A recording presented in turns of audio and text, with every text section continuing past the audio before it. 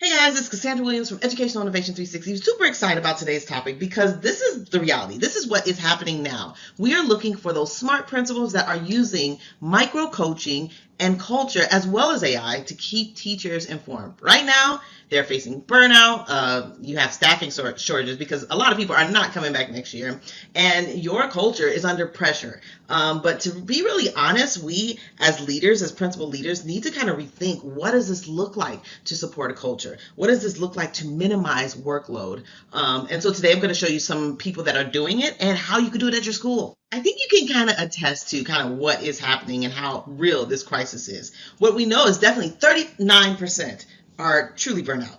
8 out of 10, you might get back, but you might not. So that's a churn of 10%. But looking at these national trends, these are just not happening at your school. They're happening globally. So when teachers, they're tired, they're exhausted, and so a lot of people are seeing the same pattern. Even your rock star teachers are burnt out. And so we're thinking of teachers being overloaded, even questioning, hey, is this sustainable? Is this model even sustainable for educators? And so many teachers are mentally checking out, months way before they leave. And so really thinking about who's burnt out at your school, what do we need to do to change the culture and the systems. And I really think that you as leaders are your leveraging point. So this is a big question that I hear. How do I stop people from leaving me? How do I stop them from quitting? Okay, so there are 3 things that I think you need to implement and truly thinking about what does that look like. So those micro coaching, those little mini modules, right? Understanding that, people are looking for belonging at this time. Is this a right fit for the school? And so I want us to kind of shift the question.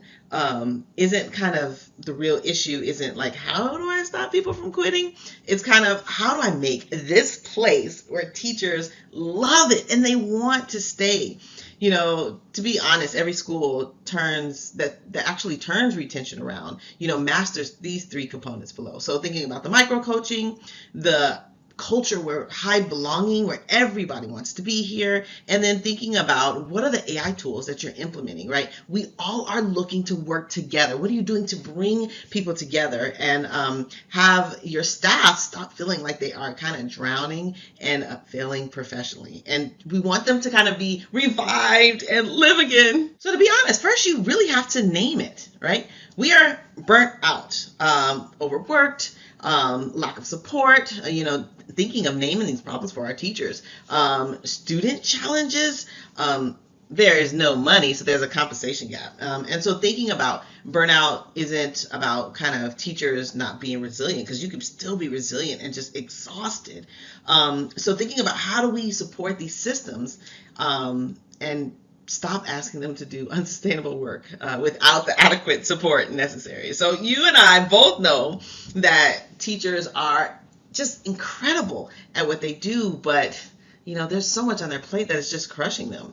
I think the shift begins when we actually talk about this, talk about the elephant in the room and acknowledge that this is not something that you're experiencing.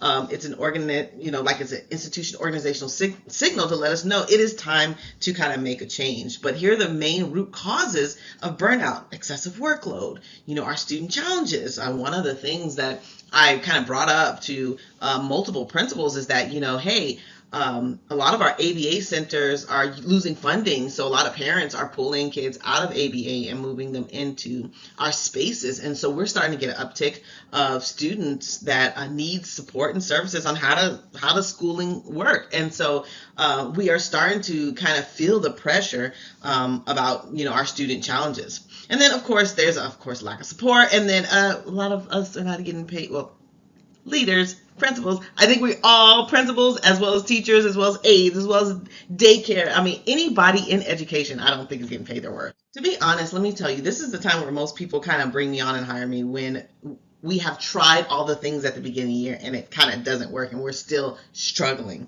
But when culture kind of goes awry, this is kind of what it looks like. It's broken trust. It's this lack of support, lack of collaboration, more teachers backing away. And then, this initiative fatigue, like we're tired of trying things at the middle of the year, trying things. So it's a lot. We keep trying and we are struggling. So I think this is the part where principal leaders rarely kind of get to kind of scream and kind of say, but I know every principal out there is feeling it. Collaboration time becomes check, we met, PLCs. Coaching feels like an evaluation. Why are you in here? What are you doing? What else do you need me to do? And that kind of erodes your trust. And of course, when your initiatives kind of are running faster than that trust, you really, everything starts to fizzle and fall apart. So if you see these signs at your school, you're not alone, but that doesn't mean you just fizzle. Reach out to us. But think of the good news. It is always reversible, right? We can always be intentional with our leadership and make changes. So thinking about how do you get people that will stay connected, understand that this is a shared purpose, okay? And so this is where, right, the magic happens. This is where now the culture can begin to rebuild itself. I think sometimes teachers and educators and principals believe like, well, it wasn't like this when. And I kind of feel like we keep reinforcing some of the same things that we used to do into our new space. So when we're thinking about coaching, maybe there's just not that long form coaching cycle. It could be little snippets, right? Small, frequent, targeted coaching. Thinking about micro coaching, micro learning is the game changer. One of the professors came to talk to me and I was like, hey, so it's great we have these long modules or long videos, but what does it look like for shorter snippets of video? Let's look at the back end of your data. So we looked at this professor's back end of data and we saw that pretty much what I thought, but I wanted him to see for himself. How many people are actually watching the videos that he's creating? How long do they stay? Or if they're even watching it at all. So we did look and we saw, and he was like, oh my God, they're only watching 2 minutes of video content. And I'm like, okay. And let's take a look at the content that you're producing. Of course, it was a talking head, right? And so thinking about how can we make this more engaging, or even if it's, content heavy, how do we make it like high 2 to 3 minute chunks of content? And so when we're thinking about this new generation of student, chunks of content, small, frequent, targeted coaching cycles, micro learning, right? Not our short, focus, frequent conversations, right? Teachers are tired of our long meetings and professional development.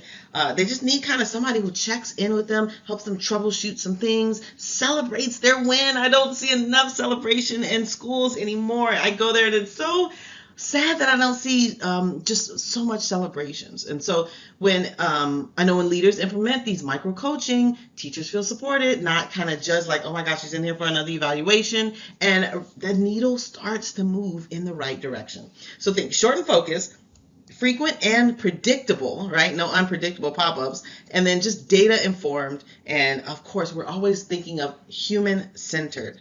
How do we support the human first before we kind of go in? And so thinking about all these components that will make and help build your school into the culture that you want to see it have. So I want to say that when our teachers feel that they belong, I kind of feel like, okay, belonging is equal to that new that compensation, right? The deposits in teachers' emotional bank accounts.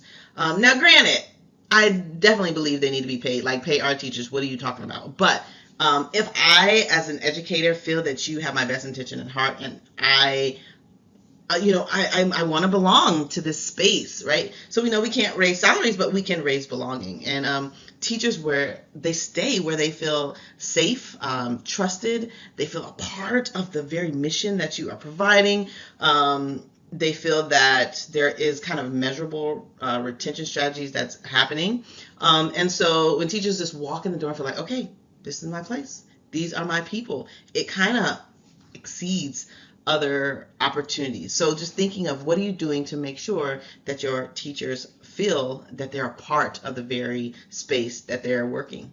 Again, I can't say this enough. AI has been used as a tool to build culture, giving teachers, their time back. Saving 4 to 6 hours a week kind of reduces some of those repetitive tasks that we have. And to be really frank and honest, there's no amount of culture building that will fix a workload that is impossible. So this is where kind of AI kind of becomes the tool and not the tech initiative, right? So when teachers kind of reclaim their 4 to 6 hours, so they're offloading repetitive tasks, they kind of experience that relief of, okay, I do not have to take on this. AI helps us kind of monitor that and honor that human side by reducing kind of the, I don't want to say inhumane, but the workload that teachers struggle with. So thinking of AI as a retention strategy, what can we do as a group? Like I can show you or model us kind of fail fast and fix it together. So AI is a model. It's a draft partner. It saves time for repetition. Instead of emailing everybody, you could do it in one swing. You could do workloads. You can have asynchronous learning. You can have stints that are going out for every student that's automated, so it's already there. And so thinking about this engine that can work in your sleep, that could work for you. All right, Maple Ridge did a wonderful job. They built the culture that we are looking to utilize, right, and to transform. So they introduced these micro learning coaching cycles, right, bi-weekly 15-minute stints. They were looking at how do we design high belonging staff rituals. It sounds a little cultish, but it's one of those things, like this is an opportunity for us to think, if you belong to this institution or our school, do you know that we do this, right? And be able to create that together. And then they adopted, of course, AI tools as a partner, right? And so thinking of what are you doing to really stabilize things for your first time teachers. And so what happens when this kind of strategy that you've created meets consistency? I mean, then you have this joy for, we have created this and we want to keep growing, we want to see where it goes, and we want to continue to belong to this space. Now, you know, I am not going to leave you without telling you what you need to do like today or yesterday, right? And so you can start now. So here's some things that you can kind of do right away. It would be nice if you had a grant, but district-wide overhaul sometimes begins with people, right? And you could do it like now. So think of one micro coaching block that you can use, or a collaboration period where it's kind of protected from all the things that are happening in school. One AI pilot that you can roll out now, right? Thinking giving your teachers real-time feedback. I mean, real-time, their time back.